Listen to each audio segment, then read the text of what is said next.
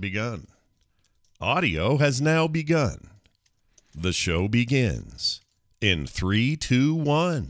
On the deck desert highway, the cool wind in my hair, warm smell of colitas rising up through the air. What a hunk of woman.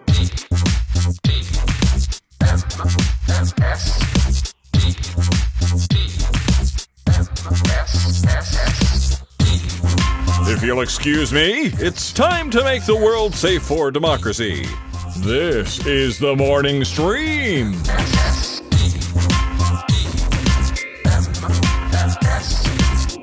Welcome back to TMS, everybody. It's the Morning Stream for Thursday, June 24th, 2021. I'm Scott Johnson with Brian Ibbett. Hi, Brian. Hi, Scott Johnson. How are you? Hey, man, I'm all right. I got it's too much going on right now. I need a vacation. I just kind of had one, but it was short, and now I want one again. Well, you're doing the. It's going to be far from a vacation, but you've got family reunion coming up, don't you? Yeah, next week. So next Thursday through Sunday, I think we're doing a thing in Park City. It's a lot like what you guys did, except not so much in the mountains, but.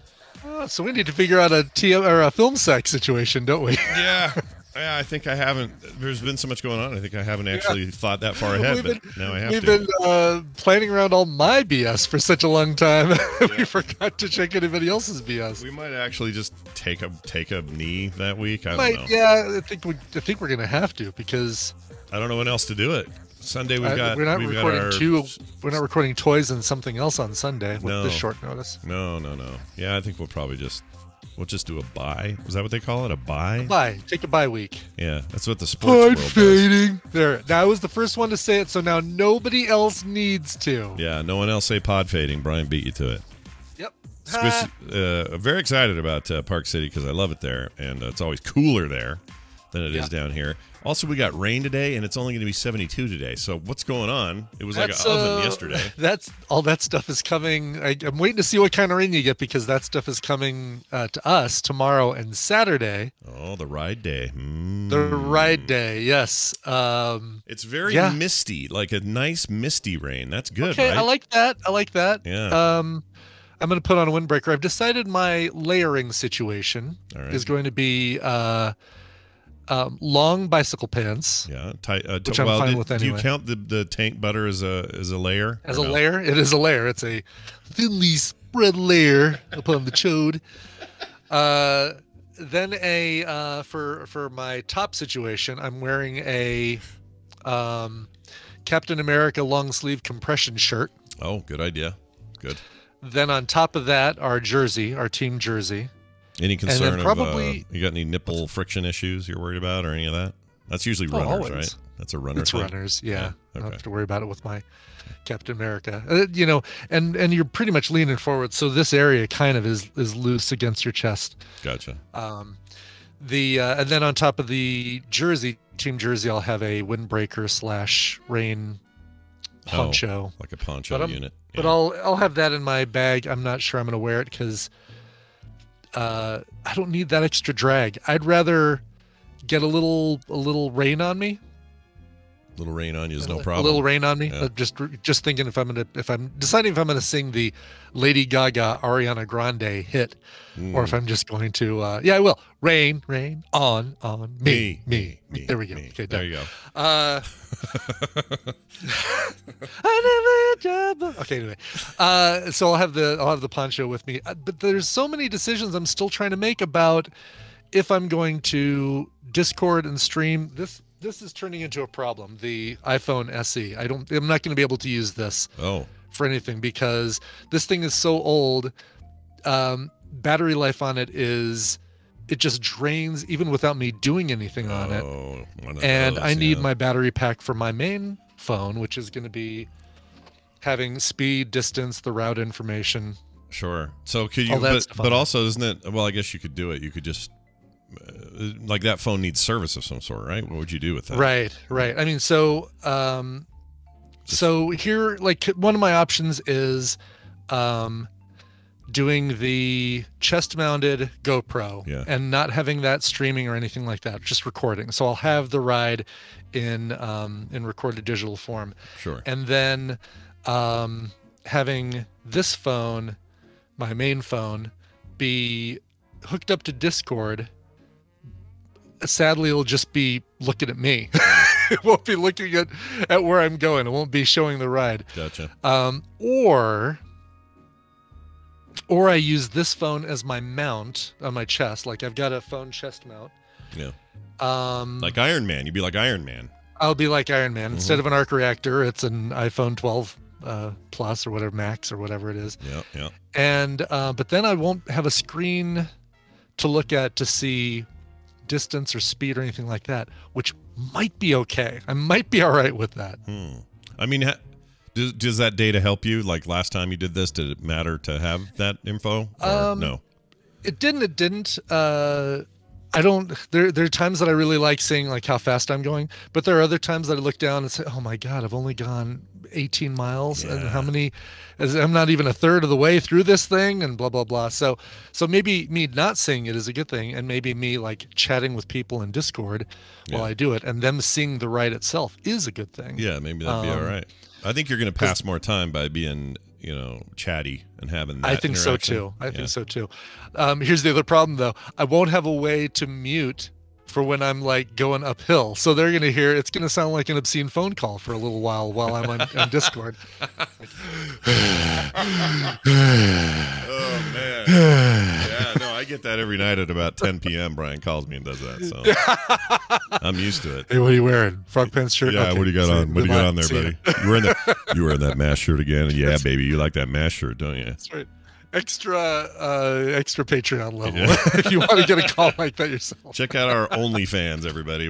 That's right, our OnlyFans. Yeah, pretty excited. So about it. That might be the way to do it. Now, I do also have an iPod Touch, and I've actually moved all the music, all my playlist stuff over here. Oh, you could tether that, couldn't you? I could tether this and actually use this as, just use this.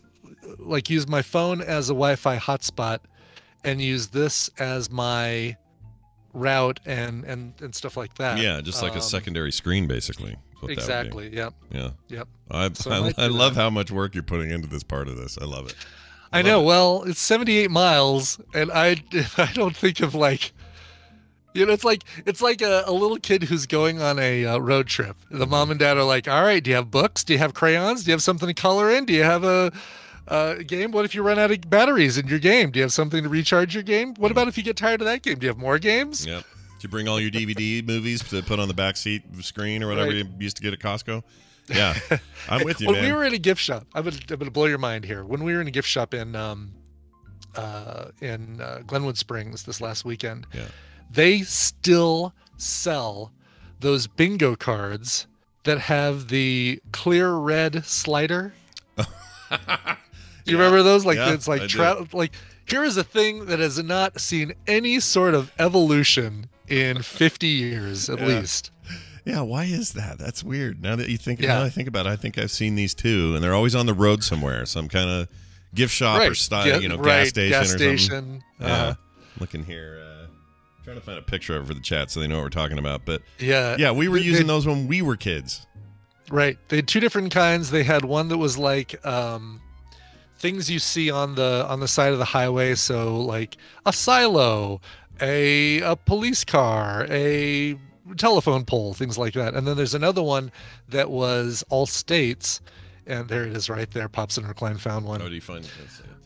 Yeah, except that's like a number bingo. I don't even know what do you do that with license plate numbers or something? Oh, anyway, and then there was one with license plate states. So you'd say, all right, let's go, there's an Illinois. All right, let's mark that one off. Huh. Oh yeah, I'm finding a lot of number ones. I don't remember the number ones, but the ones you and I have were just basic ass bingo back in the day. Yeah. With letters on them. Huh. I don't know what these numbers are about. I will admit though, I am kind of hooked on the My Vegas bingo app for earning points towards my hotel stays and stuff. They built that for you, by the way. They did. They were sitting around going, "All right, who's our target audience?" Exactly. They totally did. Yeah, 100%. Every time you describe that thing, I'm just like, that may as well have been codenamed the Ibit Project internally before they published it. Let it just wash over me. Exactly. Yeah. No problem. Well, all right. Preparation continues, is what we're saying. Preparation continues. We'll have everything figured out, but I think at the very least, I'll be in Discord in one form or another, the TMS Discord, and if I can, I mean, maybe the better way to do it is to have this guy be the camera for Discord. Yeah, could be. The iPod Touch. Oh, is that what kind of camera is that thing got on it? It's just a little front-facing. Yeah, like a little single whatever business. Probably okay. It's probably what, like a 720p or something. It's fine for this sort of thing. Probably fine. Right? Yeah, should be okay. Yeah, you're not worried about 4K surround sound here. You just need a little, Look, there's me on camera. Yeah, in my phone. It looks fine. I can totally tell that's you. Yeah. Yeah, exactly. You can tell it's me. That's key right there. Yeah. I don't know. We'll see. There's something. There's some way of doing this. I don't know. Yeah. The solution will present itself because necessity is the mother of invention, they say. That's right. So is Frank Zappa. Oh, all right then. Don't eat the yellow snow, he always told me. I was going to... Okay, so I got a question for you and the chat. You guys can answer this if you want to. I don't know how to do this. So... I gave up the sugar, a long time ago. I'm done. Right, of course. No sugar for me. Trying to be healthier and all that. And doctor says, cut out the sugar. So I cut out the sugar. And once in a while, I need something. I got to have something. So how I fill those dreams. Let's see. Do I have one here? Yeah, I do. Is usually through a can of Mountain Dew Zero Sugar Major Melon, for example. All right. Yeah, I tried that, by the way. Yeah, what do you think? I'll let you finish, and then I'll give you my review. Oh, really? You got to review this. This is my favorite thing in the world. It's a quick review. Okay. Not really? Yeah. It's I'm all right. in love with it. I can't get enough of these. I don't know why. To me, it's not as good as the Dr. Pepper Zero. That's the top of the list for me right now. Well, yes, I like Zero. Dr. Pepper Zero is amazing. You're not wrong, and I like that too. And I usually try to get a case of that.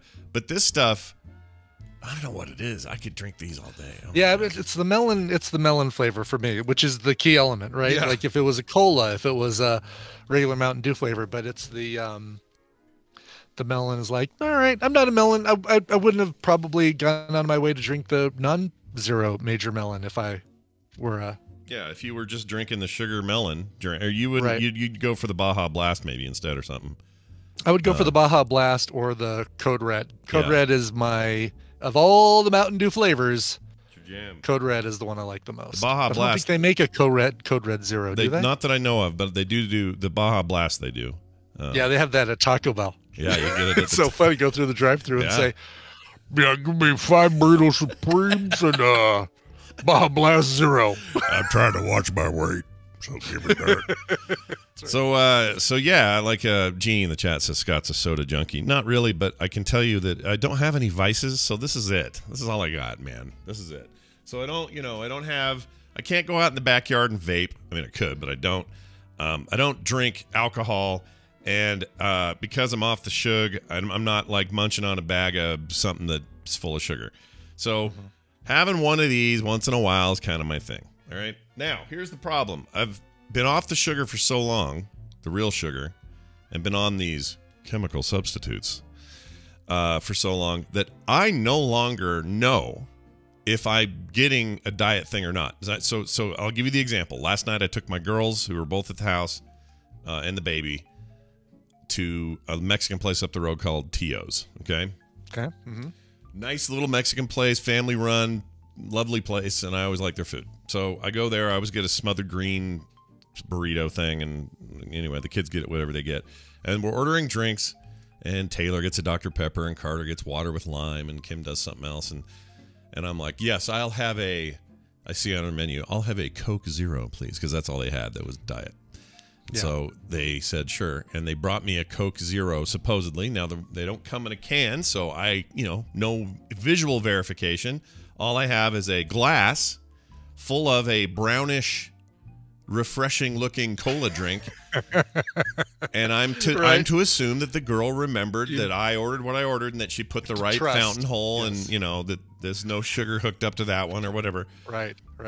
And I got it, And I got halfway done with it, and I thought, well, this is a really good Coke Zero. And then I thought, well, maybe is this full sugar? Because I mean, I don't know. I realized then last night, I don't know the difference anymore. I can't freaking tell. My taste buds don't know the difference. So I handed it to Carter, and because she hates diet drinks, I said, try this. And she sips it, and she goes, oh, it's terrible. Yes, it's totally diet. Okay. Really? Okay, wow. Yeah. But I can't tell anymore. It's a combination of two things, right? It's the fact that, number one, they're getting better and better at making those zero sugar drinks taste like their non-zero counterparts. But number two, it's that we're just getting so used to that less sweetness and maybe a little tiny bit of bitterness. Yeah. Even though that's kind of going away. That's true. It's getting harder for us to discern. It's funny. It would probably be really easy for you if they brought you a regular sugar Coke and you took a drink of it and said, "Oh yeah, that's definitely regular Coke." Oh yeah, that's a good point. I guess I would have probably known if I'd have tasted it. Yeah, that's a good point. So I guess so the rule should probably be if I get one and I don't tell, or I can't tell that it's like, basically the other way. It's the other direction that I'm detecting now. So if I detect sugar, I'll know it. But I won't think anything if it's just the diet or the zero I ordered, right? Mm-hmm. Okay. Right. So really not a problem at all. I'm just a weenie. It's not a problem. Yeah. I think weenie. You'd notice the other way more than you'd notice this way. Yeah. And Carter's in the chat now. When she tasted it, her face said immediately, oh, this is diet. Like there was no question in her mind that she had diet. So. This is totally a Coke 100 Coke Zero, Dad. I was gonna say it's not a Coke 120 or whatever the what are they calories these days? In a regular can is. 70 per can, so you got that's about right, about 120 per glass. That's about right. I think so. Yeah, it's a little much, a little too much there for your caloric intake and not much. All that. Isn't it 70? I thought it was 70. TV's gone. He's saying no. I thought it's 120 in a can or 110 in a can. You might be right. Coke can calories. Let's just find out. Yeah. The official, here it goes. Okay, nutritional facts. The official number is 140. 140. It is 140 per 12-ounce can. Okay. 12-ounce can. I had that wrong. Why did I think 70? I'm thinking of something else. Definitely think of something else. Is that a lot? I don't know what that is. Is 140 a lot? Is that what's your recommended daily? Something like 1,500 to 2,000 or something? 2,000, 2,200, depending on your BMI and all that. So, I mean, it's not a ton in the larger scheme of the day, I suppose, but no. But when your breakfast is 800 calories and your lunch is 1,200 calories and whatever, it all starts adding up. Or you're pre-diabetic, it adds up real quick. Well, that also, yes, exactly. Yes. So anyway, something I learned. Now maybe the audience can learn from me. Don't be. Yeah. Dumb. What was Coke? Coke Life was probably 70, right?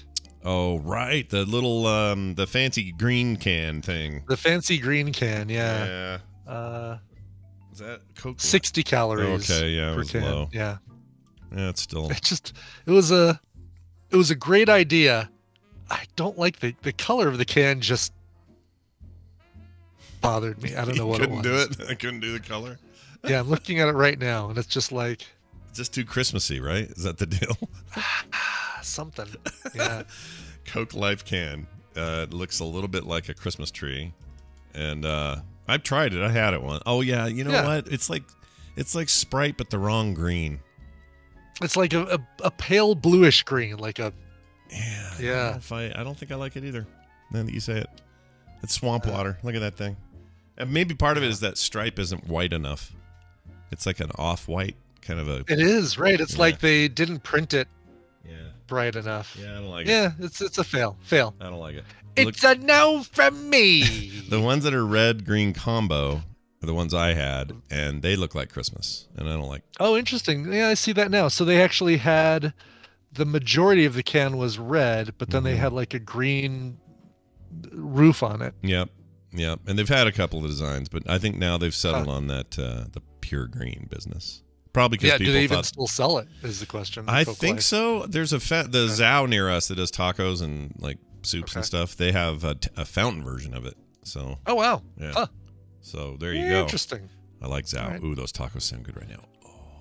I've decided that the day after the ride, so Sunday, maybe even Saturday night, I am having Tina drive us through a Chick-fil-A, and I'm getting a Emerefin peach shake. Yeah, baby. You need to replenish all those calories you burned off. Right, exactly. Let's take something really good that I've done and completely diminish it by having a shake right Yeah, now. why not? I support you in your plan Whatever. there. That is the best shake. It is really good. I'll give them credit for that. No wonder their lines are so long. All right, we're going to bring in some fun discussion today about this. Yeah. Oh, I haven't had a chance to play this yet. Check this out. I think science It'll make you go poo-poo. There you go. Hey, look who it is. TMS Jamie, credit for that. He put this together. Very good. Very good, TMS. Jamie Welcome Nash. back to the show. Bobby Frankenberger, who joins us on Thursdays, most Thursdays, to talk about a little science. And it's good to have you here, man. How are you? Hey, it's really good. Speaking of, I was just listening to or reading about the science of anuses today, so that's appropriate. Science does make you go poo-poo. Well, look. Did you hear that there's a kitten that was born last week without an anus, and they had to Wow. they had to That's build going to be a one short for it? life. What'd they give it? They give it a They new anus? They or- created they gave that kitten an anus. Wow. Oh, Yeah. jeez. They installed a little aftermarket anus. Third Can you party. get a warranty on that? Sure. An aftermarket warranty Yeah. on that? Yeah, well, it comes with a 1 year, but Oh, let me talk to the manager. I'll see if I can get that extended to 3 years for you. Yeah, you gotta buy And a-hole the care. true coat? Or Can I get the 60,000 true coat? meows, one of the two. A-hole care is what it's called. You gotta buy a-hole Yes. care to get 3 years. It's kind of like Apple Care. Anyway, that joke's old. Hey, what's going on, man? It's nice to have you here, and we're going to talk about a little thing. You sent me some stuff about a study. This was interesting because I basically feel like I was reading a study about my own brain. But basically, it was a study. It was a study that finds that there's certain brain areas involved in seeking information about bad possibilities, about basically contingencies that you try to find, like, ooh, I'm going to, I don't know, let's say I'm going to go water skiing. All right. Then your brain goes, you're going to kick one of your skis off and poke your eye out, or you're going to fall into a piranha pit, or, I don't know what the things are, but you start thinking about all the stuff that could go wrong so that you, I don't know, are safer doing it, but also I'm assuming the whole point is a lot of people, this bars them from, taking chances and doing things they could do otherwise. So tell me about this. It's pretty interesting. I think it's something we probably all assume, but I guess this is, this is science now. Well, I don't know that everybody does it. Like, Brian, do you, whenever you're faced with a situation where there's an uncertain possibility of something bad happening, like it's possible that it could happen, but it's not clear whether it's going to be bad, do you combat that or do you react to that by seeking out as much information you can about the potential upcoming event? Yeah, I mean, obviously it depends. Obviously, it depends on the severity level that I'm expecting, or Right. how bad things can get. But oh yeah, for sure. Like I'll even Google, bad thing, whatever the appropriate bad thing that can happen at this time, kind of thing, right? Like I want to be prepared. I don't think there's anything wrong with that. Well, when you plan No. your trip to Ireland, which you're sort of Yes. in the middle of now, or have been. Yeah. Part of that was, they still get the little riot thing going on? No, okay, cool. That'll all Right. be cleared over by then. Okay, what's their COVID situation? Okay, cool. Like I feel like that's just, if you're not at least doing some baseline stuff like that, you're screwed, right? Yeah, there's preparation. There's a preparation level. Maybe it's level H, I don't know. But no, there's a preparation level that you want to do for something like that. And then I think there is overboard, oh no, somebody in Ireland ate some bad haggis from Scotland. I know it's not from Ireland, but I couldn't think of the sausages. They ate some bad sausages. Brian, you're going there. You might accidentally eat some bad sausages. Yeah. Yeah. Kind of thing. There are definitely downsides to that type of behavior, and that's why the research is important, right? Because I think that it can sometimes lead to anxiety in people, or people who are it's chicken or egg, which one causes the other, but there is a tendency or a correlation between people who have anxiety to engage in this type of behavior as well. But so the question that inspired this is by scientists was that why do some people? Because some people do it and some people don't. That's clear. And the question is, why do some people seek out information when they're sort of faced with these looming threats of possible threats, and other people don't engage in it, and they engage in what are called dread behaviors, where they just sit and kind of like worry about it, but don't try to sort of maybe mitigate that by looking for information. Yeah, I'll have to, I'll fully admit, I'm kind of a combination of those two. There are times where I go into full disaster mode, or where I'm sure that something is going to go wrong with all of the plan. Like, I just do that. And I've always done it since I was a little kid. I remember doing it. And well, this can happen with different things too, not just things that might happen to you, but also events, negative, bad events that you don't have any control over. And so if there's something that's potentially about to happen to me, I do what you guys have described. Like, I remember years ago when I was going to fly on an airplane for the first time by myself. I'm a very anxious person, so I was like looking up everything that happens on an airplane, on this airline. How do they do everything? What are the airports I'm going to be in? Like, what's the floor plans? What are, all these things. Where are the exits? Where are the exits? Yeah.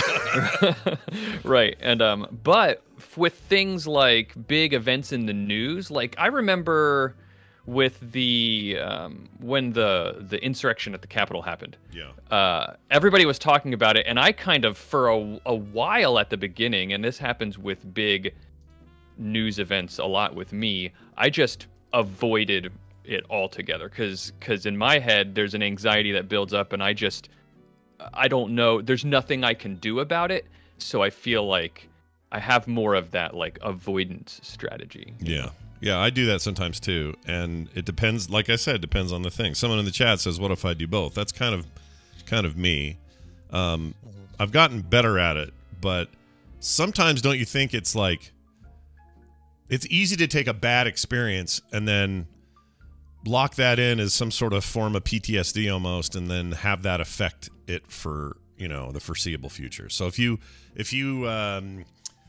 got mugged the last time you visited Chicago, this is all made up in my head, I'm just making this up, but let's say somebody mugged you and you went visiting there, how do you not think of that the next time you're planning a trip to Chicago? How is that not at least in your mind?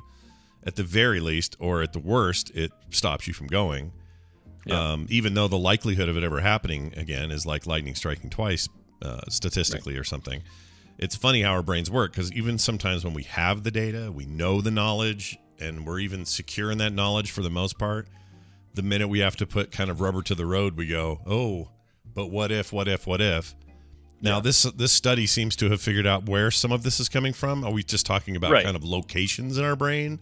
Doing this? So that's what they wanted to look at, was the brain, and that's what I'm going to talk about. Because I don't, Wendy's more suited to talk about like whether this is good or bad behavior or how to change it. I have no idea. But the researchers wanted to look at where this type of behavior might originate neurologically in the brain. It's been seen before in animal models and in people. We've been able to identify sort of where in the brain uncertainty about positive events is located. That's been found pretty well, and like anticipate, like what they did with monkeys is they teach them to anticipate a reward that's coming, and then do brain scans on them when they're about to present them with an reward, and they can see where that information is originating in the brain. And this one wanted to look at negative events. So what they did was they taught monkeys how to recognize when something unpleasant was about to happen. All right. Okay. So the way they did that is they would puff an annoying puff of air into their face. But before they did it, they would show them a symbol that would sort of indicate a puff of air might be about to happen. Now, the important part is the symbol wouldn't indicate whether it would happen or not, just that if it is going to happen, it's going to be sometime soon, but it might not happen. Sure. And then, so that would be the first symbol that they would see, and then they would present them with a second symbol, which would verify whether or not the puff of air was going to be blown into their face. Oh, interesting. Okay. And so what they wanted to look at then was, do these monkeys, do they stick around? Because to look at, this is an important setup for the experiment, to look at the symbol, they have to look at where the puff of air is coming from. So to seek out the information, to determine whether or not this puff of air is going to come, they would have to potentially expose themselves to the puff of air, or they could just, cover their face or avert their eyes or something like that, even though it might not be coming. Right. So you see how there's a situation like I can just assume that it's coming and avert my eyes so I don't get this annoying situation, or I can put myself at risk in order to find more information about might be about to happen. Oh, interesting. And so these poor monkeys, what symbol was it, by the way, that would warn them? Do we know what that was? I'm curious. It's like a pair of lips and a little puff of smoke, or was it? You're right. Little puff coming out of the front of it. It was. I have no idea. It was like an all-knowing eye or something. I don't know. So what they found interestingly was, they thought they would see something like universal about the behavior of monkeys, but they saw that some of them would absolutely seek out more information. They would wait for the symbol to see what was going to happen, and then some of them just didn't at all and averted their eyes. And also that this was controlled between. They took those same monkeys that would seek out information about positive information. They controlled for that. So they saw this separation within those groups too. So it wasn't just, the reason they did that is because they wanted to make sure that it wasn't just like monkeys always seek out more information, or monkeys always don't seek out more information. They saw some monkeys that seek out information about positive potential events would do one or the other. Yeah. So they controlled for it in that way. Interesting. And then they looked at the monkeys' brains and found that there was activity in certain parts of the brain when they chose to seek out more information. So, and there were parts of the brain that we have as well. Sweet. So where is it? Like somewhere in the back, in the front, side? It's towards the front. I know we have some people in the Tadpool who are all about brains, so I will name the two parts. There's the anterior cingulate cortex, which is like here somewhere in the front. And that's a part of the brain that's responsible for like higher level thinking, and also importantly, reward anticipation. That part of your brain processes reward anticipation, and also what things to pay attention to, sort of navigates that information. And then there's also in the front, a little bit further towards the front, the ventrolateral prefrontal cortex. A lot of things happen in the prefrontal cortex about higher level thinking and everything. So it makes sense that it's like navigating and mediating like decision uncertainty. Yeah. Right. Yeah. And and so you might be wondering, why is looking at this kind of stuff important? But it helps us understand more about what's going on in the brain for this. Like, we live in an information-rich time in the world, right? And so the sort of impulse to seek out information about things we have little control over is pretty strong, as you guys just described. Doom scrolling is a very real thing. And this can help us understand what leads to conditions like OCD and anxiety disorders and stuff like that. It's also, from my perspective, it's interesting because, we got quite often a little 2-year-old running around this place. And like even last night after we were done eating, we got back home, and he does this thing lately where, and it's just with me for some reason, I don't know why, but he has this little dinosaur, this green plastic dinosaur. And he likes to walk up to me, hit me on the leg with this dinosaur. Just like whack. Not real hard that it hurts or anything, because whatever, he's a little 2-year-old. But he just like will smack me with it and then stare me in the eye to see what I'm going to do. Like just stares me down. And meanwhile, his mom's over there going, Van, we don't do that. No, all that. But in my mind, I'm Bring going. it on, big man. In my mind, I'm going. This is him forming this stuff, right? This is him solidifying his pathways, and his brain chemistry is. Pieces are falling into place and locking into place, and these interactions with other people are part of that. And knowing when a thing is appropriate and when it isn't. Like, this is ages 2 to 4 are like a massive area for that. And I assume that includes things like if he falls and whacks his head on something, or a dog is too aggressive with him, or whatever it is.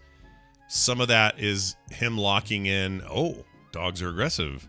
Next time I'm around a dog, I'm gonna have to think about all my options. Like, those parts of the brains are kicking in, and that's where I think about that stuff a lot right now. Yeah, the really cool thing about all that sort of stuff is that it's literal, physical reinforcement of pathways in the brain. Like firing is going on and it's traveling down this pathway, and that reinforces keeping those pathways around. Because a lot of what goes on in the brain in children, like Van's age, is there are way more connections in an infant and toddler's brain than an adult brain, and it's because the brain's just like, we're just gonna connect everything to everything, and then we'll prune away the stuff that doesn't get used later. Right. Yeah. And that's what's happening. So that's exactly right. When kids are doing stuff like smacking people and watching to see what happens, or what I think about a lot is, you ever notice that toddlers and infants will hurt themselves? They'll fall and hurt themselves or something like that, and for a moment they don't do anything, and they look at everyone around them to see what their reaction is. Yeah. Oh yeah. He does and that. With my kids, do it we would sometimes. try not to react, and they would often not cry. Yeah, he'll do that sometimes, or he'll biff it, either on purpose or just because he tripped. And his first instinct is to not cry or be upset or let the pain take over, even if there is pain. It's to look up and see what everyone else is doing. He'll do it every time. And he's like, look at his mom. Am I supposed to react here? What am I supposed to do? And you can see his mom going, I want to freak out because that looked really scary, but I'm not going to freak out. And like you know, and like her reaction will go a long way in determining what his reaction is going to be.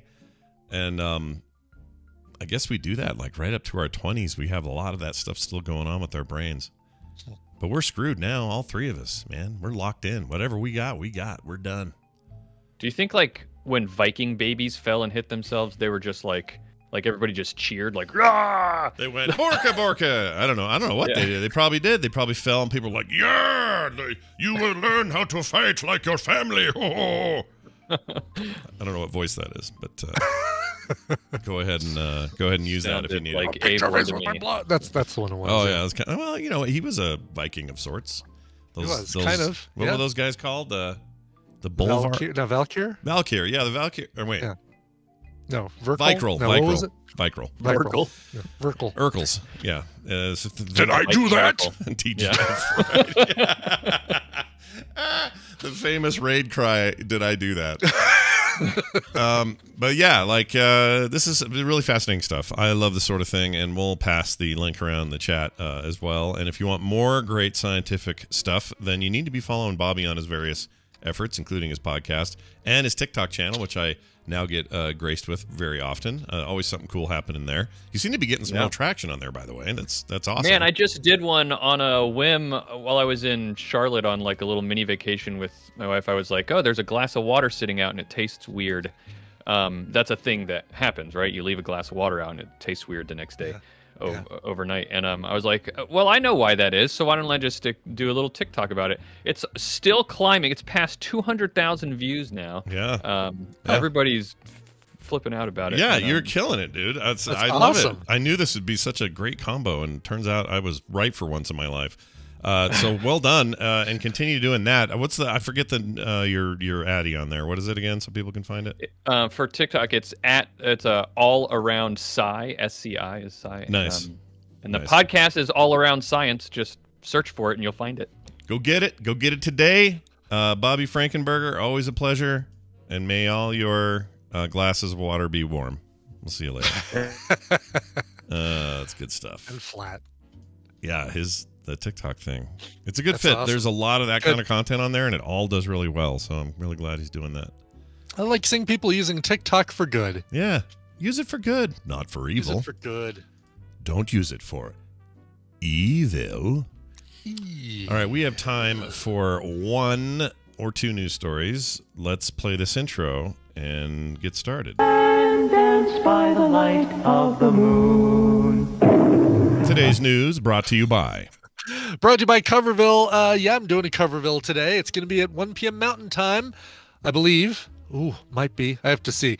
But you know what? Just follow the channel and you'll get notified when I go live. I just realized I might actually have a client conference at that time. Anyway, Brandon Flowers, lead singer of The Killers, turned 40 this week. So seems like a perfect time to do a Killers cover story.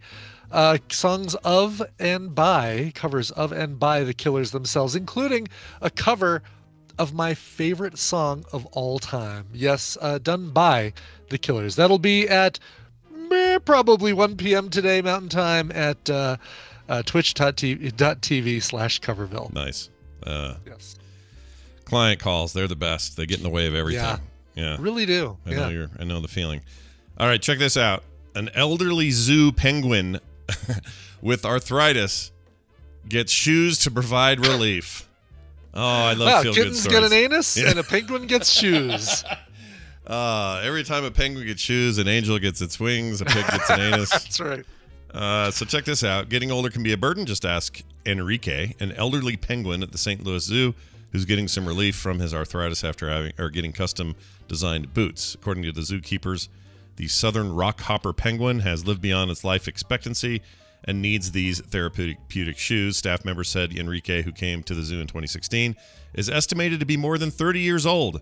The average expectancy for this species is 10. Wow. That's a massive. That's amazing. Massive. Yeah. Yeah, 20-year freaking 20 years. That's like someone being 130, 20, whatever. Yeah. They're treating him well there at the St. Louis Zoo. I guess so. Since then, the penguin developed arthritis in his feet and started to get around slowly over the past year. Like many zoo animals, Enrique is far older than would be expected if he was to live in the wild, and his cool kicks allow him to live a more comfortable life, says his this post on Twitter. See if this has a photo of the poor little guy. It looks like, about 36 seconds in, you get a shot of the shoes. The Here we boots. go. It's video. Sweet. 30 seconds. 36. Oh, look at him.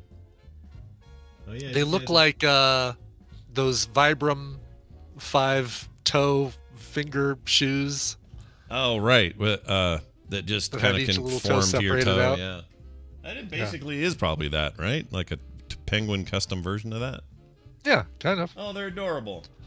And they gave him the colors that match his natural stuff, so that's Yes, cool. exactly. He doesn't look that bad for his age. Looks pretty good. No. Yeah. Looks Well- good for. Well, it's funny because they said he came to the zoo in 2016, so I guess he must have been at another zoo, getting old. Yeah, I for would part assume of so. his elderly life there, but yeah, good for him. Maybe St. Louis is like, we can take care of him. We like old people. Or old animals. Come to Florida, bring him down to Florida. You love it here. I'm surprised we didn't talk about the Subway tuna scandal. Oh, yeah. Why did it miss my radar? I saw a little of this. I still don't really know what it's about. Subway defends its tuna footlong sandwich, claims DNA test is not reliable. Right, they did a test on the Subway tuna sandwich and found that it contains no tuna DNA. Oh, man. The lab found there was zero. Okay, the lab said that. The report also noted, though, that it is not the DNA test that is. Oh, the only thing that's been done. Oh, they've been doing, as I said, they did find tuna present in the samples tested back in February.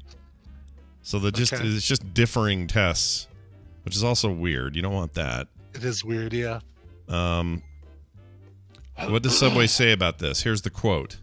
The fact is, Subway restaurants serve 100% wild-caught cooked tuna, which is mixed with mayonnaise and used in freshly made sandwiches, wraps, and salads that are all served to be enjoyed by our guests.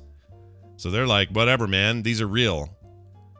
But these are also the people who put yoga mats in their bread and then took it out. That's right, yes, exactly. So I don't know if I trust them.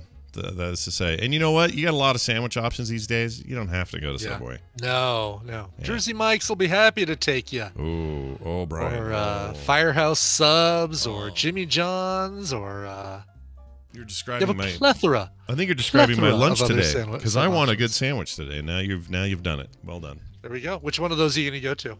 Probably Jimmy John's, probably. Yeah, 'Cause it's give close me and they're a lettuce fast. wrap. Yeah, and they're Or fast. substitute your bread for lettuce. Oh, but I like their bread. Yeah, they have really good bread. It's hard to give up the bread. I'm supposed to cut down on those kind of carbs, but it's hard for me. Oh, Potbellies. Yeah. Like the pandemic just killed I forgot about Potbellies. Potbellies. Yeah. They got killed out here by Did the they? pandemic. Yeah, and I don't understand why. Everyone else did fine with DoorDash and deliveries and curbside. Potbellies just went, meh, I guess we don't care. And they just stopped being there. They just freaking shut the windows and left, which I don't get. I'd go there all the time. I'd curbside the shit out of that place, but Yeah, that place does not need to have an indoor dining experience. They could totally get by with just curbside. all right, locations. I'm going to see if they even show my location anymore. So, 44095. Okay, so I put in my zip. Oh, great. They've only got one location now, so they closed down all the others. Where's that one? Sandy. Oh, F off, man. That annoys me. I mean, I understand. But there may have been other stuff going on. Maybe they weren't doing well already. Trying to say it like Travolta. Sandy. Sandy. Sandy. Like Sandy Duncan. Final story. I'm going to read here for you. I want to thank Ann for this. Listener Ann sent this in and was not the only one. We got 2 or 3 people, but Ann was the first, so I'm using her name. Slip and Slide TV show is a reality show about slip and slide. Halts its production due to an awful explosive diarrhea outbreak.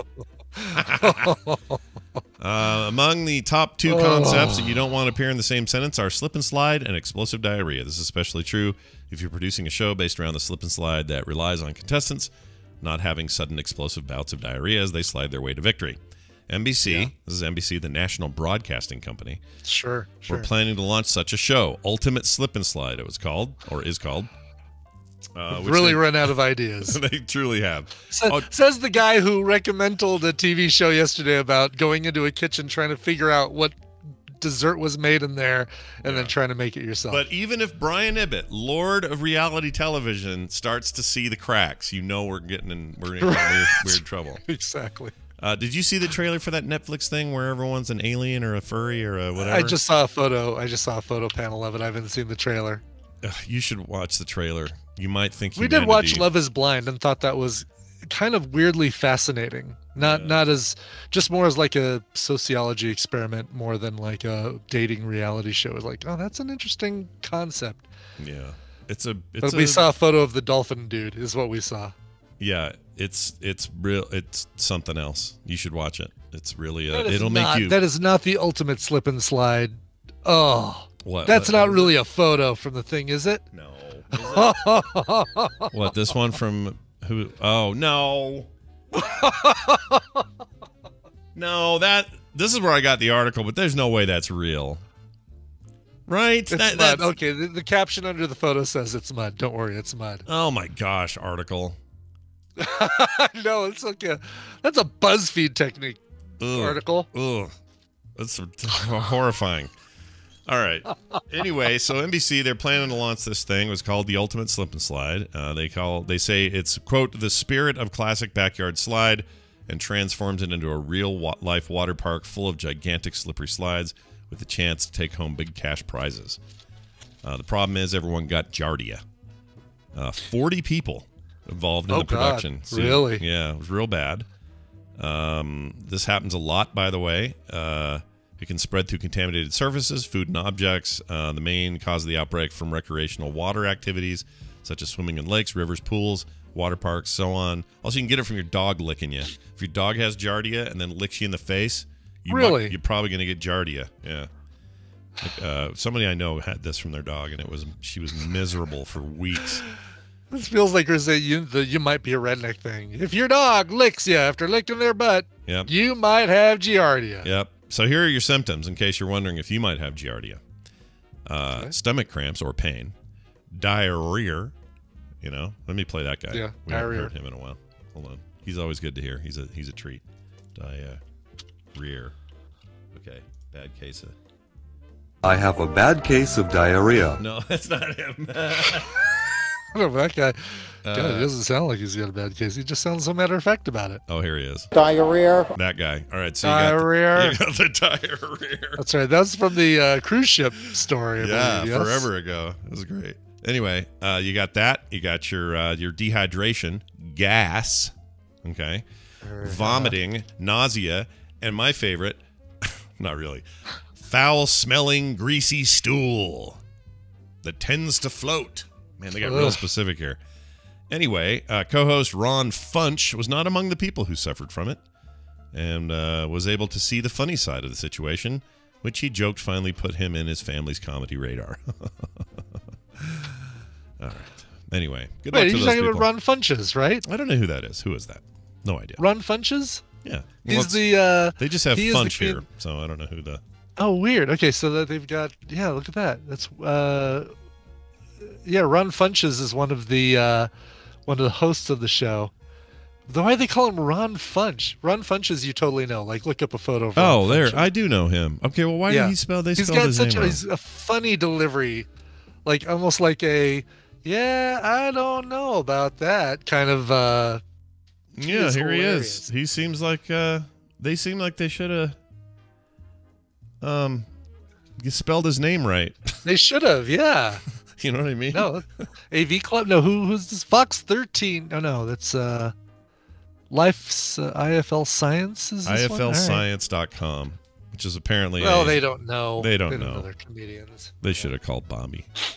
Bobby's a scientist, truly.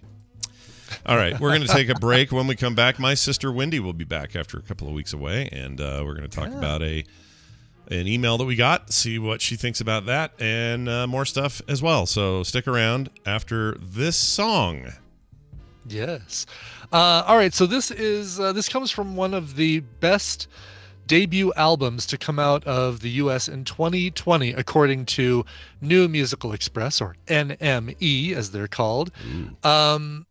These guys are awesome. This is just some straight up guitar driven rock and roll. This is a band called Advertisement. It's going to be hard to find. Look for a band called Advertisement. Courtesy of Grandstand Media. Thanks for sending this.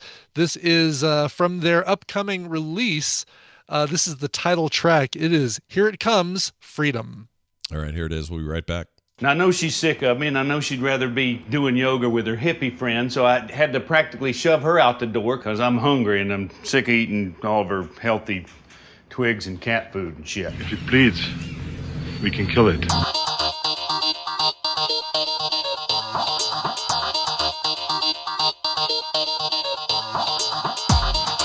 This is the morning stream. This house, it knows we're here. All right, we're back, everybody. Welcome back to the program. That song once again. That song once again is Here It Comes from the band Advertisement from their Freedom EP. What a funny name for a band. Advertisement? Yeah. It's fine. Totally. It's just Yeah. really unusual. But you look on a concert marquee, you don't want to see Foo Fighters. Also, Advertisement. Yeah, Advertisement.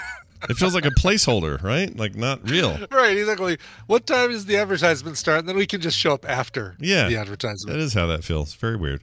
Yeah. All right. Yeah. Sit back, everybody, and enjoy the following thing I have to push a button for. Everyone knows it's Wendy. My sister Wendy joins us after a couple of weeks away, busy with the family reunion on the other side, trying to get it all done. Wendy, welcome back to the show. Thanks. Hey. Welcome to you. How did it go, by the way? How was your Florida business and all that? Was it all right? Did it go okay? It was great. Yeah? I know people, you can see pictures, Mm-hmm.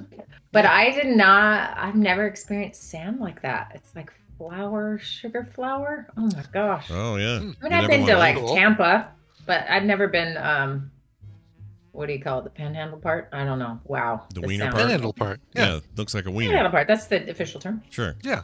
Yeah, that It's stuff. lovely. That stuff gets very tropical right there where you're at. Yeah, and the water is perfect at blue, and it was amazing. Yeah. And huge manatees swam near us and scared the living crap out of most of us. Are you sure they weren't just like a retirement home community group that were out, looking? That had a 16-foot wingspan, 2 feet away from where we were swimming? No. Well, look, they got to retire somewhere. Congratulations on your daughter's graduation and her birthday and all that. Yeah, she. I can't believe she's that old. This is all where we're at. That's just nuts.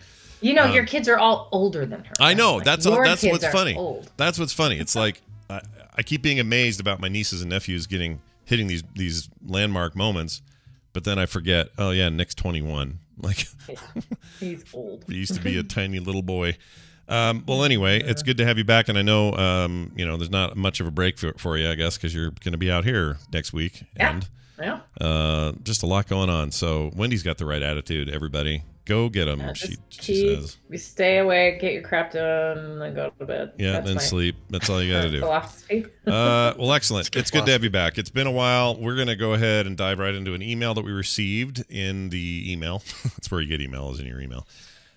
This is one from somebody that wanted to be just called Q, which I don't want to confuse it with QAnon or any of that. It's not that. That's just going to be their nickname here, okay? I guess I shouldn't have brought it up. Nobody else would be thinking about it, or maybe they would. But anyway, we got this from Q. Again, not the Q that's used to post on 8chan. It's the one that gives James Bond all of his equipment. Oh, that's a way better way of looking at it. Well done. Yeah. Not the one that jerks Picard around all the time with his bad ideas. Not that one. No, not that one. All right. This is the email. It says, "Hello, friends. I would love to hear Wendy's and the boys' thoughts on disassociation. I recently, 3 years ago, found out that I disassociate. I went through EMDR, which is eye movement desensitization and reprocessing. You probably know what that is, Wendy. Probably heard of that. Yeah. This was a particular therapy to help with flashbacks originated from childhood trauma. Through this, I became aware of my own disassociation. Here is the kicker. I feel like I'm in a state of disassociation since the pandemic started. Why is this lasting this long? Thanks, a.k.a. Q there." So, yeah, that's... well, first of all, tell us more about this eye movement thing. I don't understand what that is. Can you explain how that works and how it's used? Yeah, I'm not trained in it, so this is just, from knowing the basics and having a lot of people do it, and it can be really effective. I think... I'm not going to give the credit to the right person. But, therapists back in the day watches, you can watch people's eyes while you're working with them. And when you're a trauma therapist, you spend a lot of time sort of being really focused on how the client is doing and how they're processing. And, because you're talking about very, very traumatic, difficult things, and it puts them back in the state of trauma. You can re-traumatize someone. And so in that observation, someone Google it for me. I'm feeling bad that I didn't remember who started this. But anyway, because to give them some credit, because it's pretty impressive. Anyway, but the idea is that, when you've talked to someone, you've probably noticed their eyes moving around. And if someone moves their eyes around too much, like they're darting or something, then you're like, wait a minute, what's going on? Are you listening, or what are you thinking about while I'm telling you this? Yeah, right. Totally. And so a couple things, like you'll notice when you ask someone to recall a memory, they will often look, they're mirroring me. So is it left and down? Up and left? Up and left is what I thought it was, yeah. Yeah. And so you'll see them sort of, it's like, oh, you're trying to get something out of storage. You're looking up on the shelf and to the left. So somehow that's where it is, right? And so during these observations and some other neurological things people have paid attention to, there's something fascinating. So while someone is naturally processing, their eyes are doing something. And so what they have discovered is that you can have the eyes do things on purpose by following a series of lights while you're processing your trauma that really give people a lot of relief. So it's kind of cool. It's one of those things of like, someone figured that out and then made it into some sort of productive way to help. And it really does. There's great research on it. So it seems weird, right? Like I'm going to go tell you about being abused, but I'm going to follow some lights with my eyes. It's, sound a little science fiction-y or not. Yeah, it does. How is that supposed to help? Sure. But there's a whole system to it and can be really helpful. So it sounds like this emailer got had access to sort of an awareness, or became aware that dissociation had been a part of their management of trauma, right? Sure. Which is very, very common. So, okay, real quick, let's back up. She mentioned, so she? Doesn't say, but it's a Q. It's a Q. Okay. Yeah. So they mentioned that the childhood trauma, they were there for flashbacks, which originated from childhood trauma. So now you imagine you're talking to someone and they have a flashback. What are you going to see? What would you see while someone's having a flashback? Oh, you mean see them do, or them? What would they see in their own minds? No, what would you see them do? Oh, what would I see them do? Seems like you'd see their eyes moving, like, again, like I'm doing it now. Well, probably going up and to the left again, right? Not necessarily like seeing the move, because they're not witnessing the flashback over their current view, right? Yeah. So for example, it's not that you're going to see anything like, okay, so there's a version of a flashback, of course, that the person is in that space and traumatized and crying and broken about, right? So I don't mean that. I mean more like, and this can happen it doesn't have to even be a flashback in a significant sense, but it's just you're thinking about something else. Is it like a kind of get transported there, right? What are you seeing when someone does that? Or when, you know what I mean? What does someone look like? Is it like a blank stare kind of thing? Like when little kids just, like Van does this, and I know, and our kids do this when they're little. If they're just playing or whatever, or sitting there, or they're at dinner, and they'll just suddenly stop and stare into nowhere, just stare off into nowhere, blank face. You kind of have to snap them out of it, like that kind of thing. Yes, that's exactly what it is. Okay, so that's on no traumas causing that to happen. There's just humans. We got a lot going on in our heads, and we can think about a million things, and we can also transport ourselves via memory, via thought, via feeling, or whatever, to some other place but the present moment, which is why all of us struggle, right? Because it's hard to actually stay in the moment when we've got so much in there, right? And so much that can pull us in a different direction. So you've had this, I know everyone's had this experience where you're talking to someone and then they just pick up their phone while you're talking and don't even realize they're doing it. Yeah. And then that is a form of dissociating from the moment that you're in. And it's hilarious because we all do it, and everyone, I think we've all gotten a little better, at least I have, of being forgiving of that kind of thing, because we've all done it. And it's something popped in our head, and it's usually, I need to check the weather, and now you're on Instagram for 45 minutes. Right. But there is actually a person talking to you, so it's problematic. Okay, so you can see where this is like happening to people all the time. The Q is talking about maybe, well, a couple things. We'll get to what he or she is experiencing right now, right? With the pandemic stuff. But what they realized, I believe, by doing this is that, I do dissociate. I don't handle the moment of the pain being reminded, or like you're just sort of checked out sometimes in a conversation. And there's a reason. When you have been abused or there's some type of trauma from a young age, the brain essentially creates a safety trip system, right? So you're not fully present in order to protect you, right? So people who don't have any of that and are just not fully present because they're super busy, that's a different thing, right? But it's still the system doing what it does, which is to get you to the thing that's important. So if you're being abused and it's too much to be present with that, so your brain has to go somewhere else, and it does. And we had another episode on this where I got a little more specific on when and how that happens, but it really is like it leaves to go somewhere else. Just like you can say, okay, now fantasize about being on a beach with the sugar sand. Well, I can bring myself back to that place and think about it and visualize it. And I am no longer in the moment of whatever is happening. Right? So that is the brain's way of going, I'm going to save you. And it's like a muscle that got trained, right? So it's trained. This is a trick your brain will do to help you survive, make you feel better. It's just sort of built in if you've had a lot of trauma in your life. So what's fascinating though about what Q has written is that, okay, it sounds like they got treatment for it. Maybe the flashbacks got better. Maybe they dealt with the trauma for the most part, and things have settled in. So let me just quickly say what that would look like. So you do EMDR, you work with a therapist, you're essentially getting those memories, those trauma, all the ways your body has stored all of that. It's all in extreme and heightened sense, and you sort of do the work, and everything sort of soothes and calms itself down to its normal levels of,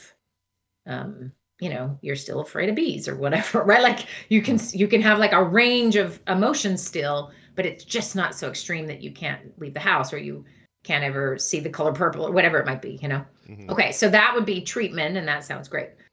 And I'm making an assumption here that it's all treated and all good for the most part. And then the start of the pandemic triggered a dissociative response. Mm-hmm. So to start with, that's probably just because that's built in the system. There's a muscle memory and a skill set there that just is a protective response. But I would argue that this might be everyone a little bit. Oh, no, right? I think so, like, too. I don't want to diminish that it's hard and what they've experienced, but I also feel a little bit like I have been dissociating for the last 18 months. Yeah, no, I think that's probably true of any, societal level thing like this. Mm-hmm. Puts people in that position, and then the ones that end up looking weird are the ones that act like nothing's going on. Like I noticed that it definitely happened to me during this time, where we tried to be really careful and we did all the CDC guidelines all the time and did everything we could, and then when vaccines came, we were on it, like we were getting there. And then the whole time through all of this, there were people who were like, I love this pandemic because no one's at the lake. And the guy would be at the lake, or they were stoked to just keep going, or mad that they couldn't keep going because something got shut down or whatever. Like, to me, that was dissociative. Like they were dissociating themselves from the reality of everything. But maybe it's a combination of them going one direction on their dissociation and me going another, and those two things just don't mix. Well, and okay, denial and dissociation are not the same thing, or even just like I think it's like a giant family Thanksgiving dinner we're having and finishing up here hopefully soon, which is that everyone's got whatever their opinions or perspectives are, and they're going to walk away and tell their own story of it, and it's related to who everyone is sort of individually, right? And there's people all along the gamut, and it's not two camps, but sometimes America, we make everything into two camps. Anyway, but it's like, whoo, we got to get over that was rough, and then you don't have to do it again for another year, whereas we did it consistently for a good while. And our own experience, it draws from our own individual skill set or defense mechanisms we have built in, or so when you think of dissociation, you could go, whoa, that's bad. Or if you've seen someone who's been traumatized and then have them dissociate, it's alarming to you to witness. It's one thing to see someone stare off and like lose a thread and then come back, because we're not totally unfamiliar with that. But when someone is really left and gone somewhere else, it's a little frightening to be the person on the other side, right? And so we think of that as, oh, that's pretty terrible, but actually it's what makes us amazing, that we can survive. We've survived what we survive. It's like it's a gift and a curse, right? And so all of that happening for us in maybe different forms is a protective response. So that's just it. If there's an extreme trauma, then the protective response needs to be extreme. When there's not, doesn't need to be as extreme. But I do think, let's just talk about people. Okay, I get that there's a percentage that just had a good time and like, whatever. But the rest of the folks out there who took it seriously, were worried about loved ones, and were careful, and were, watching things sort of burn, like the Capitol. And just having like, this isn't okay. This isn't what life is supposed to be like, or, whatever those things. And these are obviously mainly Americans, but I'm going to say from the friends in different parts of the world, them watching the Capitol riots was terrifying, even more so than I think most Americans, just because that is such a symbol to them as well. And, if Americans are going to hell in a handbasket, what's next, Right. And I do think there was just like a domino effect of a lot of things happening. So we got a lot of fear. You have a lot of sort of, maybe anxiety, OCD, depression getting kicked up where it wouldn't maybe otherwise. And all that happening, how do we handle it? We dissociated a little bit, right? Raise your hand if you watch Netflix for. We're still doing it. Like over the thing that we're not done. The thing that happened on the 6th, we're still doing national dissociation. And then those who are not and wanting to face it, and then that conflict. Like that's happening real bad right now. Like right now it's freaking horrendous because some are just going, bah, it was just some rowdy couple of bad actors that day, mostly tourists, and then playing it off like it's nothing. Even though there's a photo of that guy, the same guy saying that as somebody was holding furniture against a wall while guns were drawn, like, acting like it was no big deal, normal day at the Capitol. Like, that's a dissociation that is either being that's also being forced on other people or being told to other people. That's not just them doing it to themselves. That's them saying, no big deal, and knowing full well it was a big deal. But if you're out there listening to that and you have one of two responses, you're either like, no, it is a huge deal, and it pisses you off even more, or you say, yeah, maybe it wasn't a big deal. I can dissociate from this by explaining it off as it wasn't a big deal. Mm-hmm. Right. So we're still not dealing with it. That's a great voice. You like that voice? Yeah. I don't know why. Almost Mitch McConnell. Yeah, almost. You were getting close. I will. Okay, so I hear you, but I'm going to steer it away from politics for a second because I can't solve that crap. But there's this piece of it is that the dissociation is not denial or it's not fighting. It's numbing. It's escapism. It's leaving your present moment because it's too much, right? And so for a person like Q who has training in dissociation to then face a worldwide pandemic that was just things were not okay. What are you going to do? Well, you revert to the numbing effect because and not even as a choice, it just happens. Yep. So I would give Q this advice that to just really, really, really give yourself a million credits, right? A, for surviving everything, and B, just that this is a normal, right? So we could find someone else's, like denial might be their tactic to handle hard things, right? Rage, that might be one that people use. I don't know. That seems rare. Just kidding. It's everyone. Do you know what I mean? Like there's all these versions of how to handle stuff that's hard. Yeah. And this may be her system's way of handling it. And frankly, I think it's many people's way. And that's, to me, Netflix is like the IV drip to get you there if you can't stop your brain from doing, if anxiety is what your brain wants to do, we have the drug to get you to dissociation, right? Mm-hmm. Which is get you out of this place, put you somewhere else.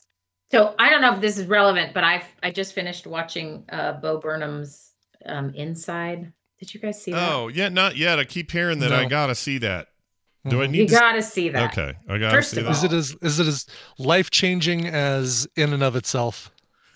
No, but I do think it is.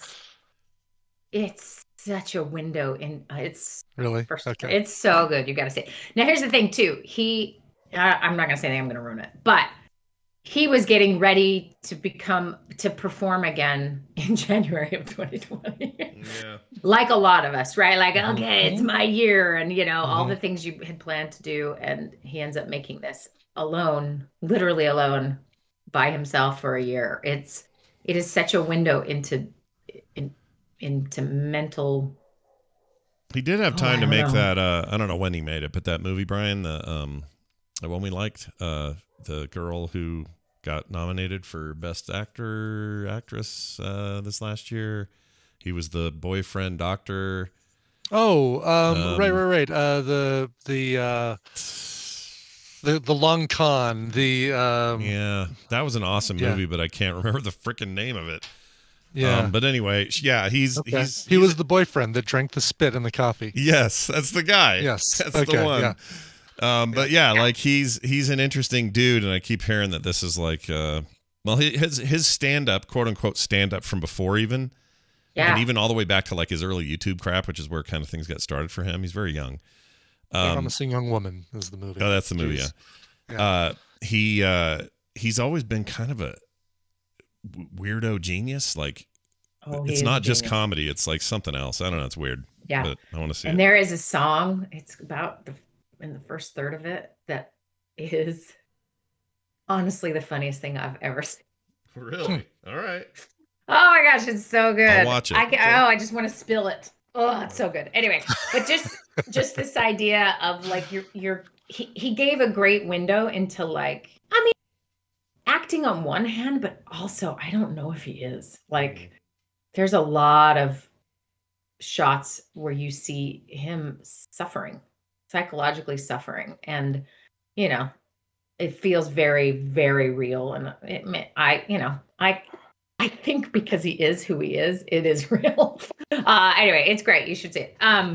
But just that idea of like how he filmed a little bit of how he handled things. And I don't know if anyone has documented that year and a half, and we could see into the sort of mental processes people were going through.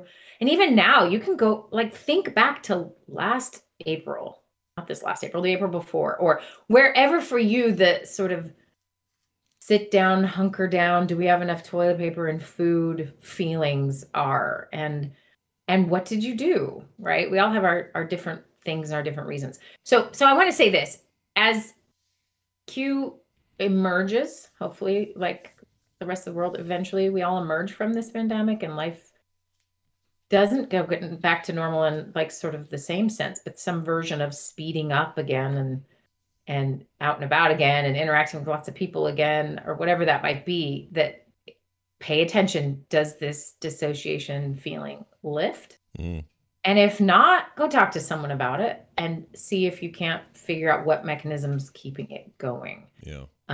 Because I mean, I don't feel like I've snapped. I'm not back to normal, and I don't know when I will be. Like, that beach was great, but it did not cure me. Yeah. Like, and also there's a lot of people, and that is alarming when you have not been around people. Yeah. And they're all from Alabama. Bless, that accent is lovely. Everyone there. I guess it's last like one of them. Yeah. Skipping a jump. Well, and it's easy. Mobile. If you live near Mobile, you just hop over and you're in the Florida Panhandle. It's awesome. Yeah. I mean, it's beautiful, and the accent is fun to listen to. And I just started mimicking it, and I know it sounds like mockery, but it's more like I want to copy it because it sounds like I could slow down and live my life. Oh yeah, dude. No, there's something about like a deep South accent that is. I just want. And like mothers talking to their kids or dad. Oh, there's something about it. It was very soothing. Yeah. Anyway, but it didn't heal me like I wanted it to, and I think it's just because you don't have this difficult amount of time. And obviously, I've been listening to a lot of people's difficulties too. It's not like I'm just sitting by myself watching Netflix. I would like to switch someone places to see if I would have had a different experience if I was not doing my job. Yeah. But you know, you look at some of the stats that are out, and this is what I'm finding really interesting. First of all, everyone and their dog moving and being willing to pay 30% more for a house than they would have paid last year. I mean, my mind is blowing around how that is happening, but it is lots of people getting out of Dodge and heading to another Dodge where lots of people are getting out of that Dodge. So I think everyone's just, it's like rotating chairs. It's a lot of dodging. The Dodge just keeps moving. It's Yeah. not The Dodge really, keeps moving. never empties out. It just moves to. Yeah, I don't know if it's It a does. I don't know if that's a grass is greener thing, or maybe it is in the case of California because everything burns all the time. But I don't know. But I can tell you that it's disruptive. Like, we are now, and it feels so backwards from coming out of a pandemic to find out that the house we live in right now, which we paid $325 for or whatever, is worth $890. And now what does that what does that tell us? Sell, but don't, because because you have to find a new place to Because live. your other which house gonna is be $990. expensive. yeah, you're gonna go $990 for the next one, and where are you gonna do it? We have to move out of state to find it. Like it doesn't. It doesn't. None of it computes. It just is so weird to me. I don't get it. No, and so you have that happening, but you also have this where 40% of workers are like, I'm going to quit or I want to quit. Yeah. Like, that tells you a lot as well. Like, everyone's having their midlife crisis at the same time. Yeah. I feel like that's what it is a little bit, right? Anyway, so you have a lot of interesting things happening that I think are a direct result of what we have gone through and are continuing to go through. It's not this, I don't know, humans are terrible at grief and processing and, whatever. We just stuff our feelings and move on. And I think we're going to pay the price for that a little bit. Yeah. Do you think it'll happen sooner or later? You think sooner or later on us having to pay the piper there with that? Yeah. Our emotional Like baggage. when someone buys your house for $890 and they realize they've been ripped off and your freaking doorknob doesn't work very well. Right. Yeah. I mean, they got to live with that. Right. Yeah. And so there's some tricks. There's some tricky things ahead for people as I think there's another draw, like get close to family, like hunker down. Like we were far away when it happened or I want to stop. I don't know. It's midlife crisis a little bit. Like I want to do the thing I've always wanted to do. I'm going to get that van and quit my job or, just nomad landed all over the place. Totally.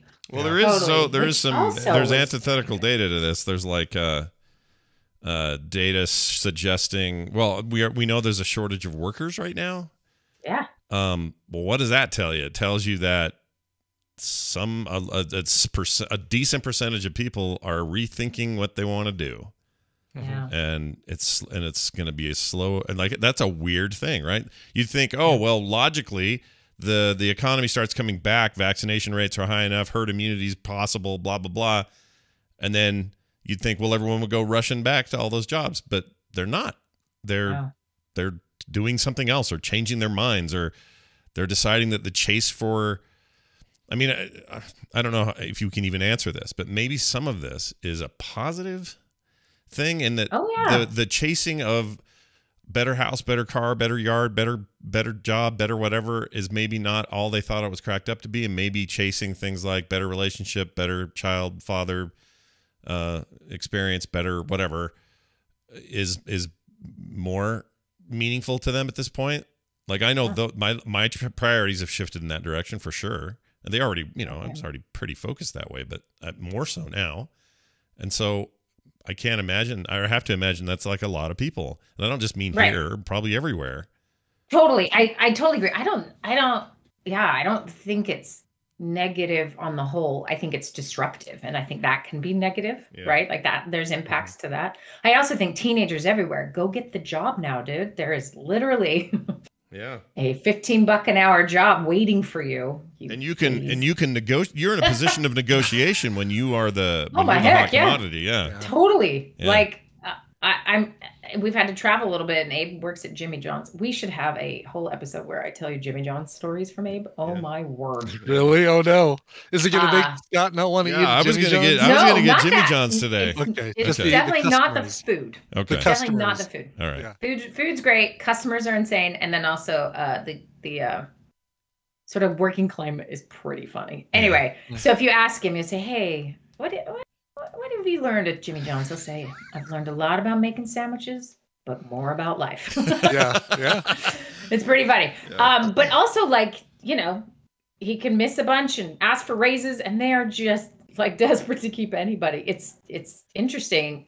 Now, let's back up and say one other thing. I think, like in relationships or in friendships or something, everything always looks a little shinier when you start, right? Right. And then let's say you get married, and now the person who used to be, all sunshine and rainbows actually smells bad, right? And so reality starts to step in. And I think a lot of people in their jobs have, they got to see how they were treated in a worldwide emergency. Mm-hmm. And I don't know if they were all treated well. And I don't know if, I know there are plenty who have been. I mean, I think you realize the quality of the company, the quality of your partner, the quality of your home life, or whatever it might be when sort of the push comes to shove. And I always go back to the Esther Perel's statement I heard her say about that the pandemic has just been an accelerant, like a thing that was sort of in utero, or was already cracking a little in its foundation. It just sped that up. Mm-hmm. So a lot of relationships have ended. I mean, this is I mean, I don't know the numbers yet, but I can't believe it is not a big jump in divorce. Like it has to be. It has to be, right? It's either one of it's one or the other. you either hunkered down and went, oh man, we are the perfect parent, or we are the perfect pair. We don't need, we any questions we had about our relationship, we're good. Look at what we've done together. We're amazing, and we've never been more in love. Or it's the other way, right? Which is probably the more likely way, which is, oh my gosh, if I don't get away from you, I'm going to Ricky and Lucy this thing, and we're going to have separate bedrooms. Right. Or even just, your relationship with the company you're working for, or the company itself, or, the kind of work you do. I think there's accelerants that have happened in lots of, so it really is. And I'm a fan of midlife crises. I think they're really valuable. It's just that it's timing everyone at once means the housing market sucks. Yeah. I mean, it's and for our entire generation, there's not a shot. That's not a shot to they need to buy a home in 2010 to even have a shot at this, and they don't. And so there's some economic ramifications that are alarming. We'll see what happens, but yeah, I think it's I think we all need to be real nice to ourselves, because this is a transition. Of course, we never assumed, the transition back to normal would be, yay, let's do it. No one ever thought, let's hesitate. Yeah. Let's really think this through. Sure. And unfortunately, I think not thinking it through, or not, it's difficult. And so when I say this to Q, hey, go talk to someone, I'm also realizing full well there's no one out there to talk to, because not one of my colleagues, myself included, have 5 minutes to spare. Like right. It came on. It's like, vaccinate, everyone go to therapy. Yeah. So it's something else. But someone got they get their second Pfizer 2 weeks later. They're banging at your door to like, all right, finally I can talk to somebody in a room. Yeah, I that's fun. It's also funny to see how certain aspects of society get a boost out of this, for good or for bad. It's like, in the case of more therapy, is probably a good thing, but there are plenty of examples of like, alcohol sales are pretty high right now, and recreational weed in states that have it couldn't be doing better. Well, there's a reason.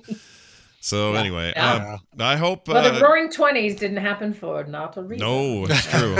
So if you're listening today to this Q, wherever you are, please let us know how all of that goes for you, and I hope that gets better for you. That feeling of disassociation when you don't want it there is kind of miserable. You feel like you're not who you are, and having experienced a little of that in my life, I feel for you. So let us know how things turn out for you. We'd love to hear back. Wendy, with all the things you're doing and as busy as you are, realsteps.org is still a thing. People should get out there and check it out. It's still a thing.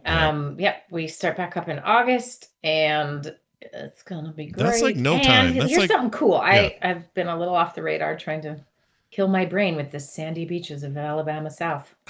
And it's starting to work. Anyway, but our group has been meeting every Monday since our last one. So they've got a little ongoing thing going. It's like the chat room you deserve, right? I guess I'm humbled that they would be the chat room I deserve, but they're fantastic. And so that's the best part, is making friends with all these. Well, good, because if you're part of the August push, you might be able to join that.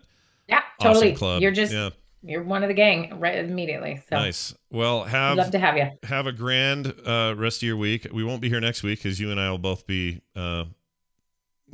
hanging out with family and stuff together, but it'll be fun. White sandy beaches. We don't have any of those kind of things. We do have uppity people in Park City. I'd like a drought. Oh, you like drought with them? Oh my gosh, do we have a drought for you? Come on by. Yeah. Have we got a drought for you? Yeah. Although it's raining today, lightly, but raining, and the temperature's lower, and it's nice. And Park City should be lovely next week, but I'm just looking forward to seeing you and the kiddos and all that. So. Fun. Be safe in between, and have fun trying to get everything done. I have a lot of weird sympathy pain for just the constant running around you're doing for 2 different family reunions. Oh yeah. Plus work, plus everything, plus traveling. I don't know how you're doing it. So yeah, and having like all of your calluses faded away, having not done anything for a year and a half. You're like, people and lines and I don't know how to. You'll have you got these baby soft hands now. You can. I have no social skills. It's really bad. All right. Well, have a good week. We will see you soon. And in between then, have a safe, good time, I guess. I don't know why I'm saying that twice. We'll see you later. Bye now. Bye. Yeah, she's such a dork with my own sister. All right. Yeah. There you go. Oh, good stuff there. I hope that helps. I mean, great. Whether we like it or not, a lot of the stuff toward Wendy's end of things is going to be sort of, pandemic-y. How do we fix things that kind of came out of that? It's just kind of going to be the way. I mean, almost every email we get is about that. So in some way or another. Yeah. So it's kind of hard to avoid. All right, that is all that you're going to get today. And some of you get so many cool things from us because you support us on Patreon at patreon.com/TMS. Continue to do so, and we'll continue to make it. For example, we're doing a play date tomorrow at 2 p.m. Mountain Time. It'll be the last time you get to see Brian Ibbott before his ride. I won't look any different afterwards, I don't think, anyway. No. So just don't blow out a gasket, or I don't know what I can't think of anything that would change your fart. I'll blow like a spray of taint butter all over the bike behind me. That's how you get ahead. That's right. Yes, you drifting? Oh, I'll teach you to drift. That's a great idea. Anyway, so come be a part of that. We're going to play Jackbox games and other stuff. What the dub maybe. Who knows what all. But it'll be tomorrow at 2 p.m. A couple hours of that. And we look forward to seeing you then. In the meantime, toss us your emails, themorningstream@gmail.com. That includes anyone looking for Therapy Thursday help from Wendy. She'd be happy to give it. And I don't mention this enough, so I'll do it today. We're on Twitter. You can follow Brian at Coverville. I'm at Scott Johnson. You can find the show at Morning Stream. And that's it. Oh, yeah, and go follow us. If you haven't followed us before, do it now, because Twitter did a giant bot clean out recently. Good. I lost 900 followers through the bot Did you clean really? out. Now, I don't want them because they're bots. Like, who cares? Of course. You lost 900 bots is what you lost. Yeah, but now I got these warm seats just waiting for real fleshy humans. So come in there, put your bums down. There you go. Enjoy your Park stay. your butts. That's right. Park your butts. All right. Speaking of butts being parked, let's I don't have a good transition. Let's play a park your butt song. and listen to this. Yeah, How why about not? that? Park your butt and listen to a song. Brian, what do you got? Listen, our RT maven, Gwen Gunn, wrote in and said, "Hey, Scoot and Boogie, it's your favorite tea master here. For my 29th birthday this year, I'd like to request a cover of Rise Against's Swing Life Away. Its lyrics have always spoken to me in a really heavy way, and with some really big sweeping life changes happening recently, I think it feels appropriate. If you can't find a good cover, pick your favorite cover of a Rise Against or Chris Cornell song. The harder the better. Love the show, though, Gwen." Oh, we love her and all the support. Speaking of Patreon, right? I mean, her tea level is awesome. Getting to try her teas. Drinking one today, right here. Got one right there. In my You little go. Thing, yeah, it's very good. There you go. All right, so she wanted to hear a cover of Rise Against's "Swing Life Away." I've got one of those. It actually came out on a 2016 compilation called PGA, If the Kids Are United. I don't think it had anything to do with golf. I don't know what the PGA stood for, but I don't think it was like Fuzzy Zeller's playlist or something like that. But one of the songs on there was this cover right here of Totale Apatia doing a cover of Rise Against Swing Life Away. Here it is. Here's Totale Apatia. Awesome. See you guys at the Playdate, and then back on Monday. We'll see you then. This show is part of the Frog Pants Network. Frog Pants Network. Get more shows like this at frogpants.com. You waxed your anus. Yeah. Sure did.